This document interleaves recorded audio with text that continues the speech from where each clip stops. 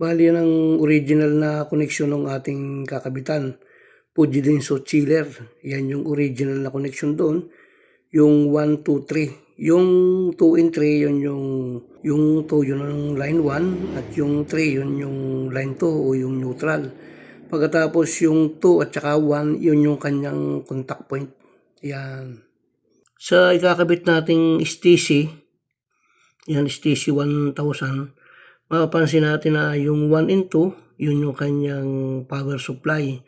Yung 3 and 4, yun yung kanyang sensor. Yung 5 and 6, yun yung heating. At yung 7, 8, ay yun ang cooling ko. So mapapansin nyo yung 5 and 6, yan ay contact point lang. Ayan, nakita nyo yung arrow na yun, yung signal na yun, yun ay contact. Yung 7, 8, contact din yun. Ayun. So, yan naman ang ating connection, yung STC 1000 temperature control. So, yung line 1, yun, yung number 1. Yung number 2, yun yung neutral niya. Yung number 1, nag-jumper siya papunta sa 7. Ayan, nagpunta siya sa 7. Pagkatapos yung line 2, nagpunta sa neutral, nagpunta yung isang linya doon sa coil ng compressor o sa running, at yung number 8 naman, yun yung pinaka-common. So, yan yung magiging connection natin doon. Ito naman yung kanyang wiring diagram. Yung 1 and 2, power supply, yan, 10 hanggang 220 volts ang kapasidad niya. At yung 3 and 4, yun yung kanyang sensor. Ayan. At yun namang 5 and 6, yun yung heating. Kung gagamitin natin sa incubator, pwede sa incubator kasi ito eh. Pero palibasa ay ang gagamitan natin ay chiller.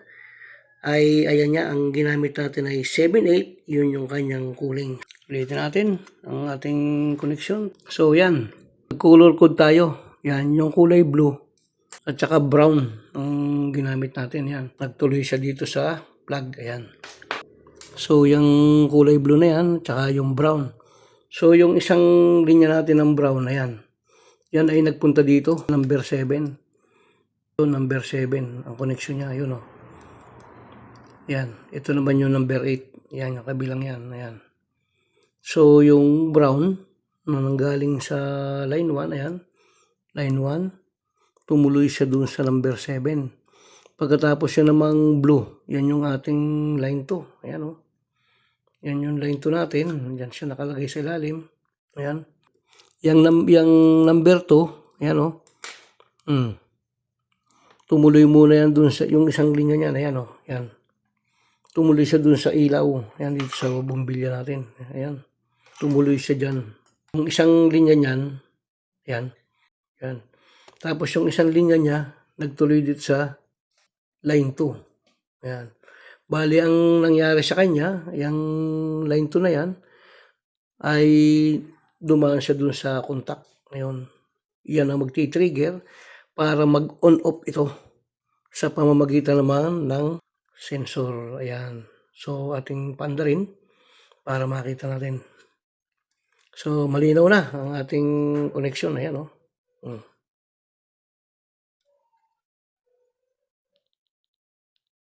Yan ang ating connection. Yan, kitang-kita na yan. Pagkatapos naglagay din tayo ng, ayan, yung ating tubig na nilagyan natin ng yelo para makuha natin yung temperature ng ating sensor kung ito bagay activate o hindi. Yun natin. Ayun o. Ang ating atmosphere ngayon ay 23.4. Palibasa ay medyo madaling araw tayo. Malamig yung ating temperatura. Ibig sabihin, ang temperature natin dito sa ating kapaligiran ay 23.3 degrees Celsius. So, i-off muna natin. So, yan. I-press lang natin ng mahaba. At yan ay mag-uuna. So, i-on natin. Ayun. So, isi-set up natin ngayon to. So, ito, pagka ito pinis natin yung letter S na yan, lalabas dyan yung F1, F2, F3, F4. Yan. Kapag lumabas na yon, pipindot ka ulit ng isa. Pipress muli itong letter S, lalabas yung F1. Pag lumabas yung F1, ipipress mo itong dalawang to para makapag-adjust ka. Pagkatapos, Pwede mo siyang bitawan ha, magsiset na siya ng kanya. Pero ang gagawin ko dito ay kapag naset ko na, pipindutin ko tong on para tong on, yung push button ng on na yan para siguradong mag-register siya. Bali sa F1, ang isiset ko rito ay 7. So 7 degrees Celsius. So pindutin natin tong yan.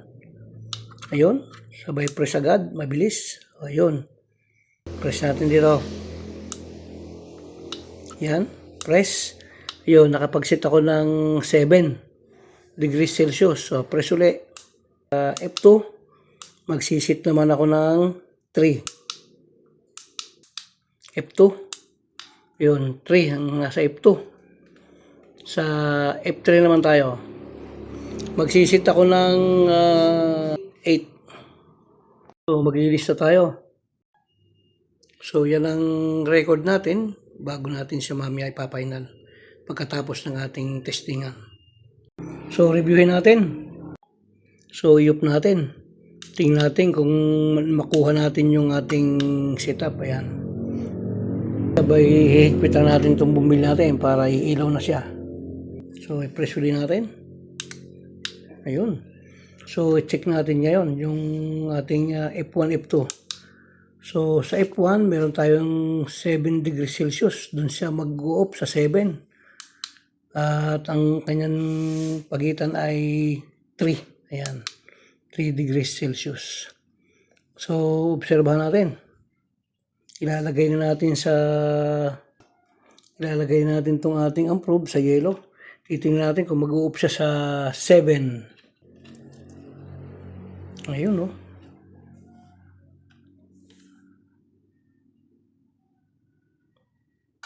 Yun, nag-off siya sa 7. Yan, mag-i-start na yung timer natin sa 5:53. Yan, 5:53 AM. Lagay natin 5:53, nag-off siya. Titingnan natin kung anong oras siya mag-on at titingnan natin kung nakuha niya yung 8 minutes. Ayan ang oras natin. 5:53 siya nag-off. Dapat mag-on siya ng 6. Ayan. 6:01. Ayan, 6:01. Ang temperature ng ating sensor ay nasa 0.5 degrees Celsius. Yan. Yan yung lamig ng ating isipin natin na yan ang lamig ng chiller natin ngayon. Yan, iangat natin. Tingnan natin kung anong temperature siya mag-on. So, nasa 20. Napalakas yung hawak natin. So, ibig sabihin, yung 8 minutes sinit natin, dapat under siya ng 6:01. Hindi siya umandar. Ayan, o. Iyon. Ibig sabihin, 6:05. Ayan. 6:05 siya umandar. Dito. Gawin natin tong 0.5. Ayan. So, yun ang differential.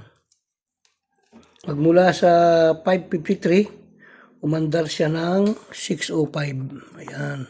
Meaning na yung set natin na 8 minutes, ang equivalent pala niya sa actual ay 12 minutes. So okay na yan. Happy na tayo dyan. Hindi na mahihirapan ang compressor no sa pagbabalik. So bali sa record natin, ay ang naging final na setting natin yung F1 ay 7 degrees Celsius. Mag-u-off siya ron pagdating niya ng 7 degrees Celsius, mag-u-off siya. At sa F2 ay nilagay natin siya ng 3. Yan, 3 degrees Celsius. At sa F3, naglagay tayo ng 8 minutes na ang equivalent niya dun sa actual ay 12 minutes. At pagdating dun sa ating calibration o calibrated natin sa F4 ay naka 0 degrees Celsius tayo.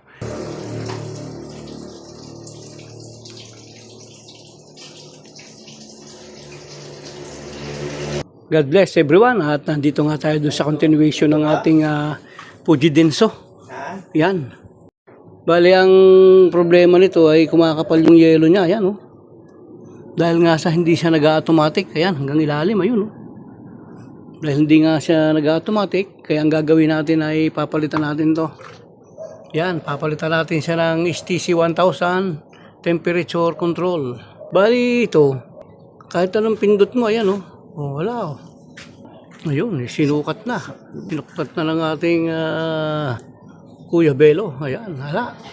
So, papalitan natin yan. Ang gagawin mo natin dyan ay bubunutin natin. Yan yung kanyang ibabaw. Yan.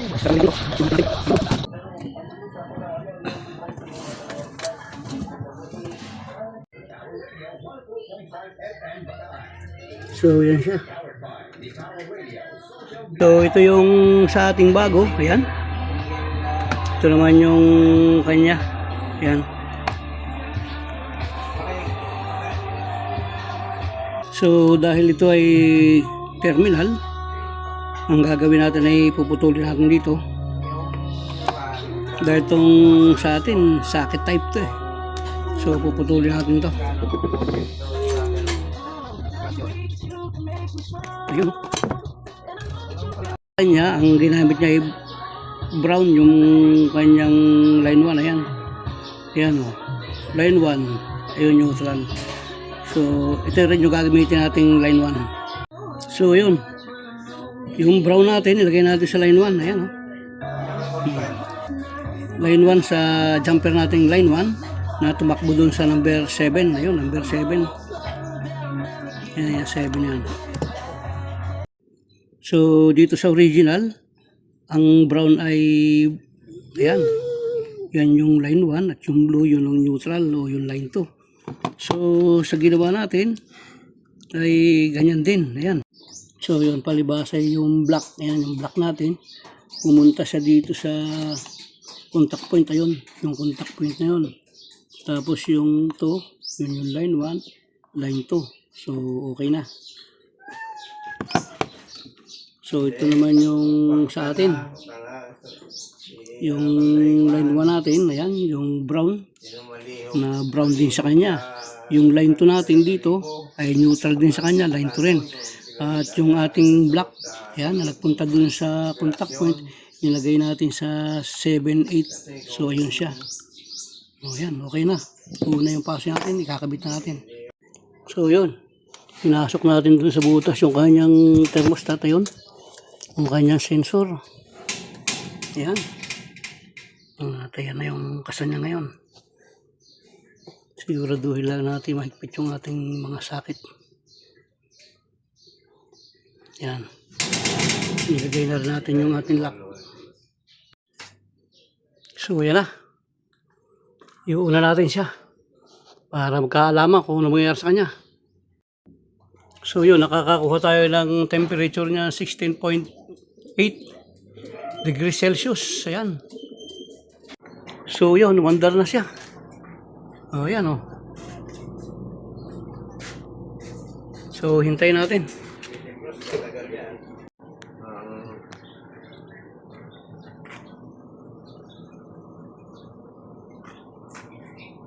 Yan.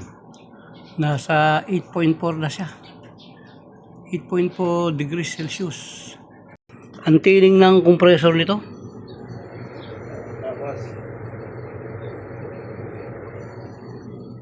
Ngayon, no?